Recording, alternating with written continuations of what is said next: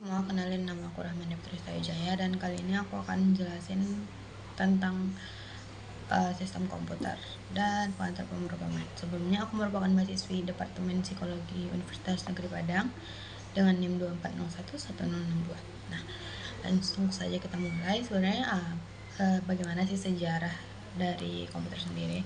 Nah, menurut salah satu ahli, Robert Hablismer, komputer merupakan suatu alat elektronik yang mampu melakukan beberapa tugas seperti menerima output, memproses, menyimpan perintah dan hasil pengolahan, serta menyediakan output dalam bentuk informasi. Nah, uh, saat ini komputer digunakan untuk alat bantu administrasi, alat bantu komunikasi, alat bantu multimedia, pengendali sistem, alat bantu produksi entertainment, alat bantu periksa kesehatan, alat bantu kendali perang, dan lain-lainnya. Nah, sejauh ini sudah ada 5 generasi komputer. Yang pertama itu pada tahun 1946 ketika komputer itu masih dalam bentuk tabung vakum. Terus pada 1959 hingga 1965 bentuknya diubah menjadi transistor. Nah, pada generasi ketiga itu yang dikembangkan oleh Jack Kilby.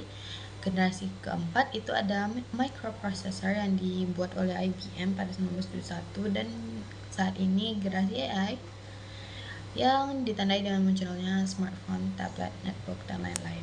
Nah, untuk sistem komputer sendiri ada 3 komponen. Yang pertama itu ada hardware. Hardware atau perangkat keras itu kayak fisik dari komputernya sendiri gitu, kayak monitor, hard disk, macam itulah.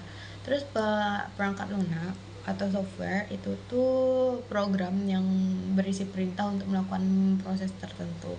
Terus ada brainware yang merupakan manusia yang terlibat dalam mengoperasikan serta mengatur sistem komputer. Nah, di sini kita bisa lihat ada arsitektur dari komputer sendiri.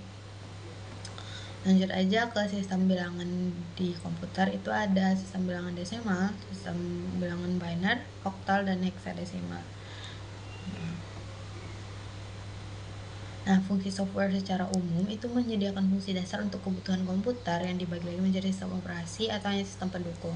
Terus mengatur berbagai hardware agar dapat bekerja secara bersama-sama.